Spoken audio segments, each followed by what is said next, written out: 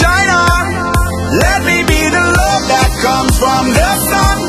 I wanna be your love light from above. Shine on, shine on, shine on, all over the world. Let the sun shine down on your face. No need to run, you're in the right place. Let me know that you feel what we are gonna tell you now. So, gather all your friends around. Come jumping on the club, got this sound. I gon' move you, so prove you right. Feel it tonight, Lord. Shine on. From the L to the O to the B to the E, ain't nobody gonna love you, love you, love you just like me. So let me show you what it means to be my lady. Maybe if we only try, I know that we could make it, yeah, make it. And nothing in this galaxy could break it, could break it. Gonna be the one that makes you crazy, baby. I only wish that I could make you see, you see. Ain't nobody loves you like I love you. Like I love you. Like I love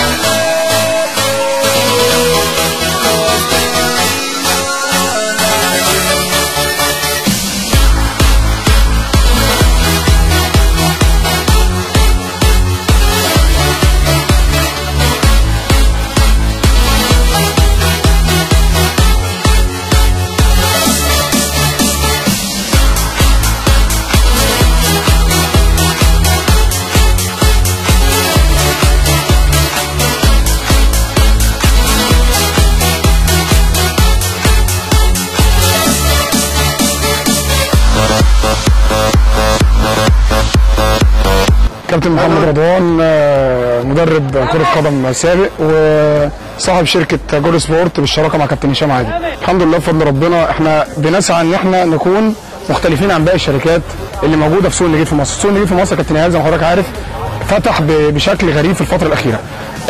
كل واحد بقى يفتح شركة ويشتغل ويعرف الشغل ويشتغل ويقدم شغل مردود سيء او مردود حسن بيرجع في الاخر للعميل اللي بيتعامل معاه. لكن احنا في جول سبورت بنحاول بقدر الامكان ان احنا نعمل ملاعب محترمه، نكبر اسم شركتنا، نبقى رقم واحد في مصر. الحمد لله بفضل ربنا احنا مستوردين نجيل الصناعه، احنا عندنا كل الانواع من اول الديوجراس لحد الاوميجا ستار لحد الجيل الرابع. سؤال بس كده، انت بتجيب من اول يد ولا انت اول يد؟ لا انا من اليد الاولى.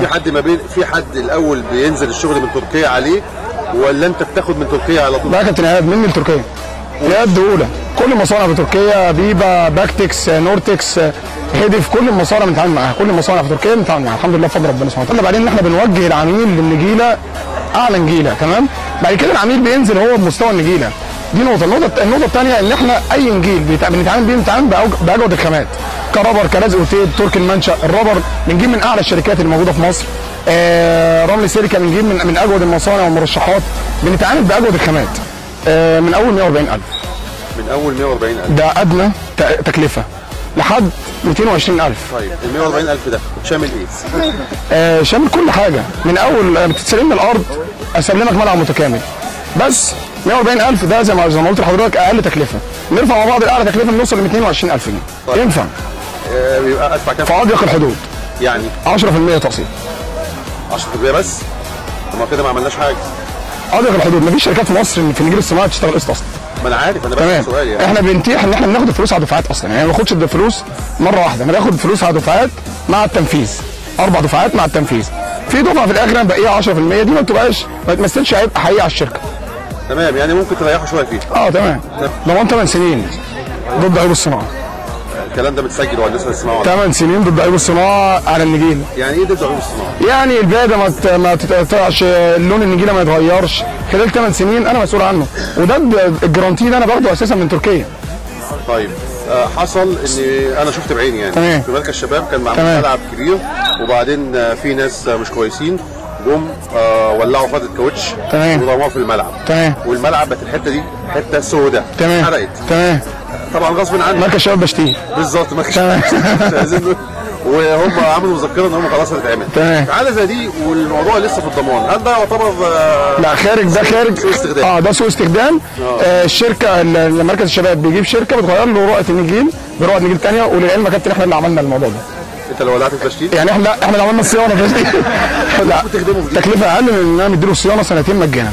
اي شركه في مصر بتدي سنه، انا بدي سنتين مجانا. يعني انت الاول بتدي 2 مجانا؟ سنتين. سنتين. تمام. طب الثمانيه، الاثنين من الثمانيه؟ لا ال8 دول ضمان ضد عيوب الصناعه، اي حاجه تحصل في النجيل بتاعي. الصيانه ضد سوء الاستخدام، او كتسييفه رابر، يعني الملعب محتاج رابر فباجي بشتغل له الرابر مجانا بدون اي تكلفه. ببعت الفنيين من الشركه بييجوا يشتغلوا بدون اي تكلفه على الملعب. تمام. هاي صيانه ليا 4 زيارات في السنه. 4 زيارات في السنه. تمام. بتحددهم كل قد ايه؟ كل 3 شهور مثلا؟ كل 3 شهور مثلا. تمام، باتفاقك في العقد اللي موجود. تمام. كل اللي موجود في العقد بالظبط. يعني احنا لو جبنا صاحب الملعب وجبنا العقد هنلاقي كابتن ايهاب الامطار بتاعه الدقشوم مذكوره في العقد، امطار رمل حلواني مذكوره في العقد، الرابر كام طن مذكور في العقد، السيليكا كام طن مذكور في العقد، وجبنا بزياده بفضل ربنا سبحانه وتعالى. النجيل الصناعي مذكور كام غرزه في المتر، 13500 غرزه في المتر، النوع اوميجا ستار، مذكور كل حاجه في العقد. الحديد 3 بوصه 2 مللي، ال4 بوصه مذكور في العقد، ال2 بوصه مذكور في العقد، الكشاف مكوناته، اللمبه نوعها ايه، الترانس نوعه ايه، كل حاجه. طيب يعني الراجل صاحب الملعب لو جاب العقد بتاعه وجاب الحاجات دي وراجع عليه حاجه هيلاقي اللي موجود في الارض كله موجود، اللي موجود على الورق واكتر. وكان لازم انا اتكلم معاكم برضه، وكلمت مع صاحب الملعب وكان لازم نعرف الدنيا فيها ايه، وبرضه عشان انت كشركه شغاله بشكل محترم يهمنا برضه الناس تشوف. وانا واحد من الناس ليا اصدقاء كانوا عايزين يعملوا ملعب، والمشكله قدامهم هم اختيار الشركه. تحت امرك يا كابتن. لا انا مش وسيط ولا حاجه، بس انا بقول ان احنا عرضنا الموضوع، وان شاء الله انا شخصيا بشكركم جدا جدا على الكلام ده، والله حقيقي حاجه محترمه، حاجه زي الفل، حاجه جميله. الكلام ده انا هكتبه على صفحتي شرفنا يا كابتن، شرفنا لان انا اتكلمت مع حضرتك كصاحب شركه، شرفنا يا كابتن، اتكلمت مع صاحب ملعب، شرفنا ومع شريكه ومع مدرب الاكاديميه اللي على الملعب، الناس اللي هتستفيد الملعب كله انا اتكلمت معاهم. انا بشكرك شركه جول سبورت على مجهود الكبير ده. كلمه اخيره يا كابتن ايهاب، انا بشكر اصحاب الملعب الشيخ صالح ومحمود على المساعده معانا وعلى الاستقبال الطيب كل مره. بشكر الناس اللي ساعدتنا، الموردين، الحاج حسين في الدقشوم، شركه باسكال في الكهرباء، بشكر كل الموردين اللي ساعدونا. بشكر شريكي كابتن هشام عادل، اكبر سبورت ليا في مجال النجيل. بشكر محسن بكري، بشكر احمد صدقي، الناس اللي وقفوا على تنفيذ الملعب. وكلمه اخيره يا كابتن ايهاب، جول سبورت افتكر الكلمه دي كويس، جول سبورت ان شاء الله باذنك يا رب هتبقى رقم 1 في النجيل الصناعي في مصر. انا كابتن هشام عادل طبعا، صاحب شركه جول سبورت، مع شريكي طبعا الكابتن محمد رضوان. طبعا لعبت داخليه وبتروجيت واحترفت في المدينه الليبي، وخدت المجال النجيل الصناعي دوت. طبعا مش هكدب على حضرتك، انا اشتغلت عليه كبزنس درجه اولى، بس طبعا انا طبعا اي لعيب كوره بيعرف يقف في ارض، يعرف اذا الارض دي مظبوطه مش مظبوطه، فيها مطبات، النجيله دي كويسه مش كويسه. طبعا دي اكتسبت الخبرات طبعا من مجال الكوره، وطبعا بدات انفذه في المجال انشاء الملاعب، وافهم في الارضيات كويس جدا الحمد لله رب العالمين. وطبعا يعني احنا كدور شباب بقى، احنا عايزين طبعا ندعو كل الشباب او كل الناس اللي بتحب الرياضه تشجع الرياضه، وتبدا مصر نبدا الاراضي اللي ملهاش مثلا اي لازمه في مكانها مثلا، او اراضي مش كويسه، بور، اي حاجه، تبدا تتعمل ملاعب ونشجع الناس ويبقى في اكاديميات والناس كلها تلعب كوره. طيب بيكون في الاتفاق المادي بيختلف بالنسبه لك من نوعيه الارض ولا ملوش علاقه؟ لا طبعا بيختلف طبعا حسب نوع الارض، هل سواء دي ارض زراعيه او ارض بور او محتاجه ارض احلال قبل ما نرمي الدهشوم. طبعا كل ارض وكل ملعب بيبقى ليه طبعا ميزانيته الخاصه. يعني هي مش ميزانيه موحده على اي نوع ارض؟ لا طبعا بتختلف كمان من نوع النجيله كمان. نوع النجيله بيكون اختيارك ولا اختيار صاحب الملعب؟ لا طبعا هو باختيار صاحب الملعب، انا بعرض عليه النجيله بتاعتي، كل انواع النجيله الحمد لله احنا مستوردين النجيل الصناعي انا والكابتن محمد رضوان. فيعني بنبدا طبعا من اقل سعر لاعلى سعر، وهو حسب هو امكانياته وظروفه ايه، ظروفه الماديه ايه. طيب هل انت في الملعب بتعمل معاه مثلا حفظ تغيير ملابس، ولا ده بيكون ليه وضع تاني؟ لا احنا بناخد الملعب من A to Z، يعني الملعب بيبقى يعني ارض صحراء خالص او ارض بور خالص، احنا بنعمل كل حاجه وعلى حسب تخيلات صاحب الملعب، عايز غرفه مش عايز غرفه، على حسب هو عايز ايه تخيله. احنا الناس قالت ان انت بتسلم في خلال 25 يوم، يعني اللي انت بتتفق عليه فعلا بتسلم فعلا في المده اللي انت بتتفق عليها؟ احنا الملعب دوت احنا اتفقنا على 25 يوم، بس هو صاحب الملعب اجل الموضوع لمده 4 ايام، كان هو عنده ظروف خاصه بيه، لكن احنا بنسلم قبل 25 يوم الحمد لله بفضل الله. كل الملعب جاهز بمشتملاته كلها، من اول ارضيات، كهرباء، شبك، حداده، كله. تمام. طبعا عملنا ملاعب في جميع المحافظات والحمد لله، وعملنا في سينا في المساعيد، وان شاء الله برضه حضرتك اكيد طبعا مغطي معانا كل الملاعب بنعملها. المهم انك بتنفذ اللي موجود في العقد. لا طبعا الحمد لله بفضل الله طبعا. احنا بنشكرك يا كابتن هشام. شكرا كابتن ايهاب، واحنا اتشرفنا بيك جدا يا كوتش. شكرا. جول سبورت كابتن محمد رضوان وكابتن هشام. كابتن هشام، معلش انت دلوقتي مثلا معنى كده ان انت المسؤول على الحداده، على الشبك، على الرمل، على الحصو، على كل حاجه. حضرتك طبيعه عملك. بستلمها من ارض زراعيه. تمام. بدايه الدهشوم، رمل الحلواني والدك، بندوره، وبعد كده كهرباء والشبك، بعد كده فرش النجيله. طيب كل مرحله بتاخد منك وقت قد ايه؟ بالظبط يومين 3 5 ايام، على حسب الشغلانه. على حسب الحاجه. الحداده انت بتكون مجهزها؟ طبعا تبقى جاهزه بقى، نتكلم وناخد عندك مقاسات ملعب غير التاني. ما هي كل حاجه مواصفات. مواصفات. ازاي تاخد مقاساتك ازاي؟ حداده مثلا يعني مثلا ملعب زي ده مساحته كام في كام؟ 42 في 22. 42 في 22. ده بيحتاج كام عمود؟ بيحتاج 3 و3 6 عمدان. وتسلم مين شغلك؟ بسلم شغلي للكابتن محمد رضوان والكابتن هشام. تمام. لو في اي ملحوظه؟ لا، اي ملحوظه بترجع للكابتن محمد والكابتن هشام، وهم اللي بيقرروا. الراجل اللي بيستلم الملعب من الكابتن محمد رضوان لقى في مشكله او لقى في حاجه عدت عليكم كلكم، هل انتوا بترجعوا تاني تشتغلوا ولا بيبقى خلاص شكرا؟ لا نعملها، لازم نعملها. بس الحمد لله يعني ما فيش، يعني الحمد لله اي مشاكل ولا اي حاجه. زي ما حضرتك شايف الملعب بنسلمه زي ما حضرتك شايف، وزي ما اصحاب الملعب يتكلموا وحضرتك الناس مرحبه والناس مبسوطه وتمام، مفيش اي مشاكل ولا اي عقب عندنا الحمد لله. مصر باكين بدون تنفيذ جول سبورت. محسن، انت اللي بتاخد تعليمات من مين في الشركه؟ من كابتن محمد طبعا وكابتن هشام، هم اللي بيوجهوني. طيب يعني هل كابتن محمد وكابتن هشام بييجوا يشوفوا الدنيا فيها ايه وبعدين بيطلعوا تقرير بالحاجات اللي هتتعمل ويقول لك اتفضل يا كابتن محسن اشتغل؟ هم بيصمموا كل حاجه واحنا بننفذ. عشان بيبقى معاك، بتبقى عارف بنود العقد اللي انت شغال عليها، يعني معاك 25 يوم بتبقى عارف ان انت في خلال 25 يوم تكون شاطر الملعب؟ اكيد طبعا، او قبلها كمان اكيد. طيب اصعب خطوه بتقابلك في تنفيذ الملعب ايه؟ هي بس المقايسه من تحت مش اكتر. يعني من تحت محدش فاهم. لازم على يوم الحيوان لازم تتساوي يعني وكده، دي اصح حته ما مطبقش كده. الارض زراعيه او الارض مثلا خرابه مثلا او بتاع، ايه الفرق بين الاثنين؟ هو عامه كده هنقابل غصب عننا، قابلنا ما قابلناش هنقابل حاجه زي دي، واحنا بنعرف نعالجها. بيكون معانا عمال ومعانا معداتنا لازم نعالجها حاجه زي دي. تمام. طب انت المرحله اللي هي بعد ما بتبدا تجربها في الارض وتظبطها وتستعدلها والكلام ده كله، المرحله اللي بعد كده بتكون ايه؟ انا بشوف حمام ابيض كده وحاجات. ده هشوم وسن. ده بتحطه وبتساوي بين الارض برضه. بعد كده نحط حاجه اسمها رمل حلواني. تمام. رمل الناعمه. تمام. بس بعد كده الارض بتتساوى وبعد كده نحط نفش النجيل. الاعمده في النور وبتاع بتبقى اخر مرحله؟ لا ممكن اول مرحله، احنا بنبتدي هنا كده اول مرحله.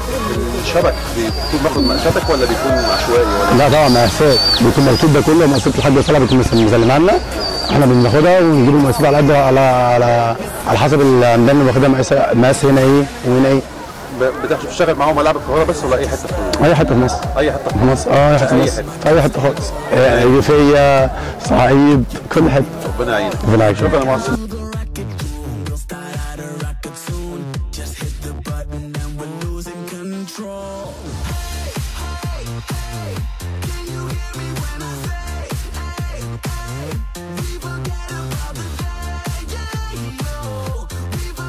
الشركه اللي انت اتعاملت معاها اسمها شركه ايه عشان تنظم لك الملعب دوت؟